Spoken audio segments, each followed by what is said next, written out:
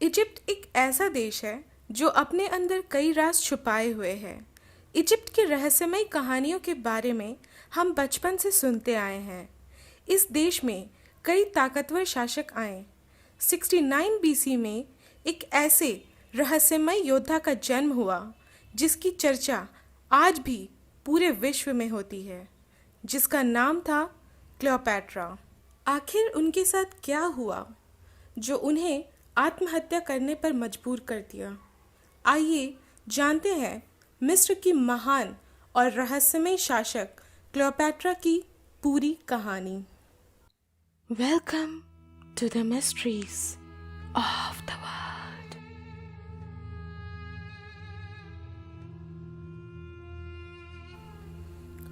Cleopatra का जन्म 69 BC में टॉलमिक डायनेस्टी में हुआ था। टॉलमी डायनेस्टी दरअसल ग्रीस से थे। उनके पूर्वज टॉलमी वन सॉटर डायनेस्टी के संस्थापक थे, जो कि अलेक्जेंडर द ग्रेट के साथ ही उनके खास समर्थक एवं उनके उच्च पद के मिलिट्री ऑफिसर भी थे।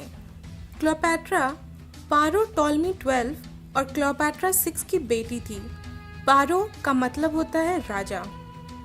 क्लियोपैट्रा एक एंशिएंट ग्रीक वर्ड है जिसका मतलब होता है glory of her father. Cleopatra के पिता इजिप्ट के शासक थे और उनकी माँ सहशासक। उनकी माँ की मृत्यु के बाद उनके पिता ने उन्हें सहशासक बना दिया। उस वक्त उनकी उम्र 14 वर्ष की थी। वो अपने पिता के नेतृत्व में 4 साल उनकी सहशासक रहीं। वही वो समय था जब क्लियोपैट्रा को प्रशिक्षण और साम्राज्य संभालने का तजुर्बा मिला। 18 साल की उम्र में उनके पिता की युद्ध करते हुए मृत्यु हो गई। उनके पिता के मृत्यु के बाद वो और उनके भाई टॉलमी 13 वहाँ के शासक बने। क्लियोपैट्रा ने अपने भाई टॉलमी 13 से शादी की। टॉलमी डायनेस्टी में ये प्रथा आम थी और उनके माता पिता भी आपस में भाई बहन थे। आइए जानते हैं क्लियोपैट्रा के फैक्ट्स। वो अपने वंश की पहली शासक थी जिसने इजिप्टिशियन लिखना और पढ़ना सीखा था। दूसरे भाषा को सीखने का शौक रखती थी। इजिप्टिशियन के साथ साथ उन्हें और भी कई भाषा का ज्ञान था। वो कई भाषा बोलती थी, जैसे Arabic, Syrian, Roman, Hebrew, Ethiopia. वो एम्बिशियस यानी महत्वाकांक्षी थी। वो किसी भी हालत में अपने ताज को छोड़ना नहीं चाहती थी। इसीलिए उन्होंने अपने सहशासक और पति टॉलमी 13 को मारने का षड्यंत्र भी रचा।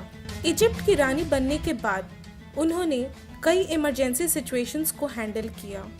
उस वक्त इजिप्ट में अकाल पड़ा था, साथ में जल की मात्रा कम हो गई थी। उन्होंने ये सब समस्या का हल निकाल कर लोगों का समर्थन पा लिया। 29 अगस्त 51 बीसी में उन्होंने अपने पति को सहशासक के रूप में अस्वीकार कर दिया और अपने देश की एकमात्र शासक बन गईं। उनके दरबार में कई विद्वान लोग थे और वो उनकी कंपनी एंजॉय करती थी। उन्हें किसी भी चीज़ की बारीकी से खोज करना पसंद था, जिसकी वजह से एक ताकतवर शासक होने के साथ साथ उन्हें चीज़ों का ज्ञान भी था।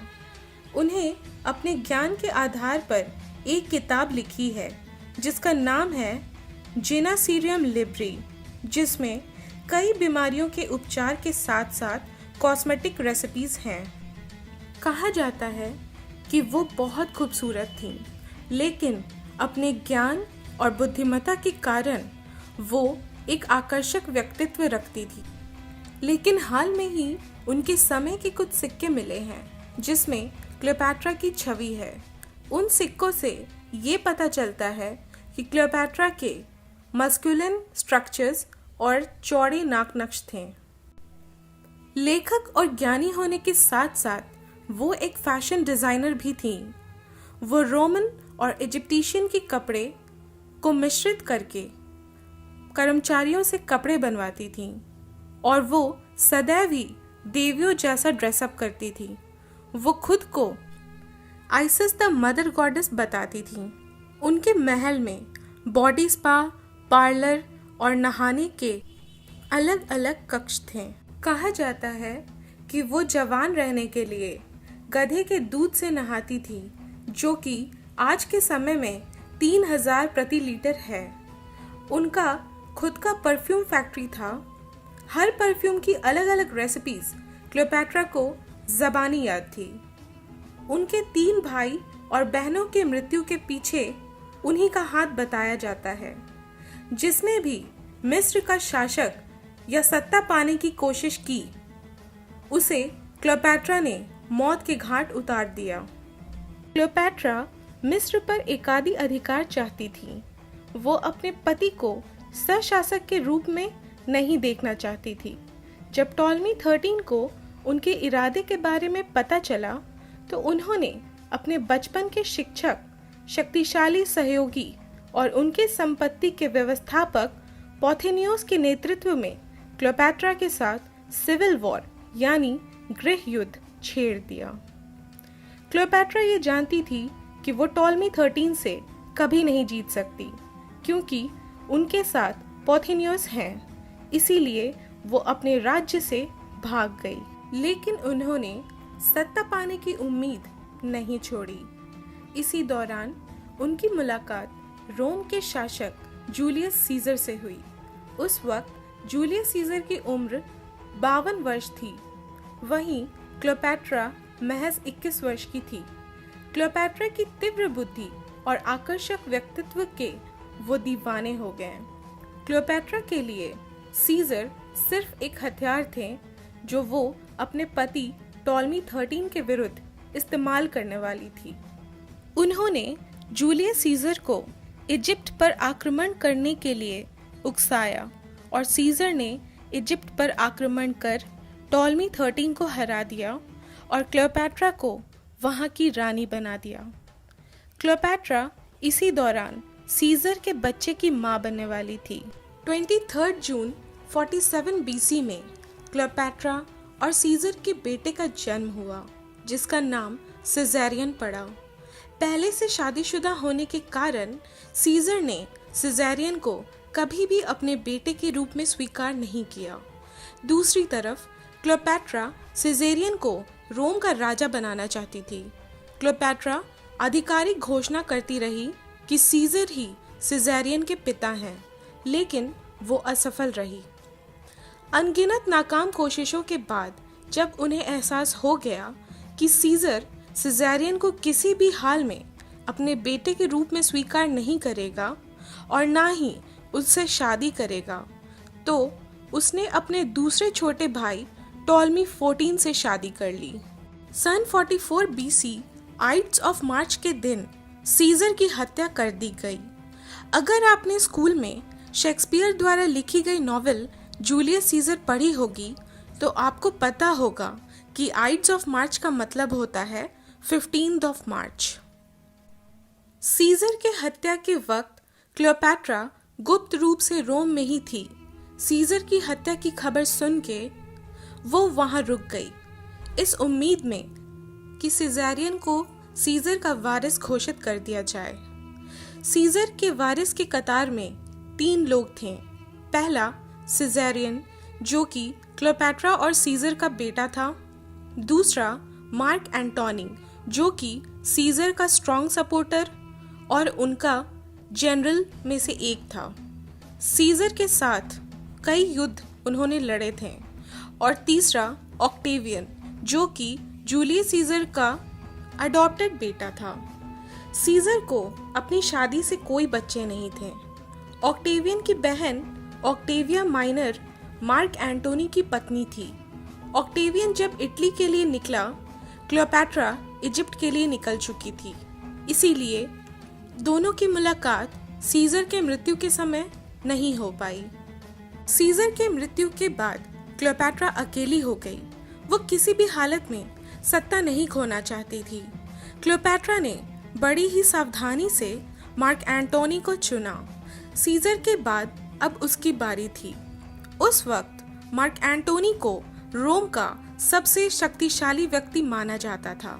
हालांकि एंटोनी कुशल राजनीतिज्ञ नहीं थे। मार्क एंटोनी और क्लियोपैट्रा के प्रेम संबंध के पीछे कई राजनैतिक कारण थे, लेकिन दोनों ही एक दूसरे की कंपनी को एंजॉय करते थे। दोनों ने मिलकर कई राज्यों पर कब्जा भी किया। 32 BC में दोनों ने शादी की और उनके 3 बच्चे हुए। 34 BC में एंटोनी और ऑक्टेवियन के बीच युद्ध शुरू हो गया, जो कि सालों तक चला। वैसे तो युद्ध के कई कारण थे, लेकिन उनमें से कुछ मुख्य कारण यह थे।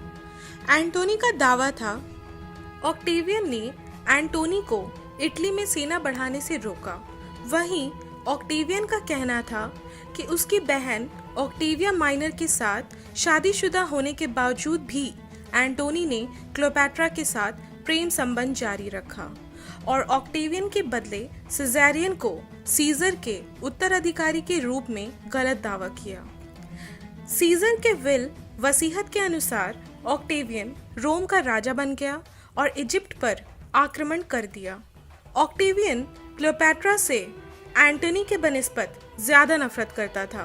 क्लियोपैट्रा और एंटोनी ने मिलकर कई राज्य जीते थे और उनकी सेना ऑक्टेवियन से कई ज्यादा बड़ी थी, लेकिन ऑक्टेवियन की प्रशिक्षित सेना के सामने क्लियोपैट्रा और एंटोनी की सेना कमजोर पड़ गई। क्लियोपैट्रा समझ चुकी थी कि वो हार जाएगी, लेकिन अपने ताज को उसने किसी और के हवाले नहीं किया। क्लियोपैट्रा और एंटोनी वहां से भाग गए।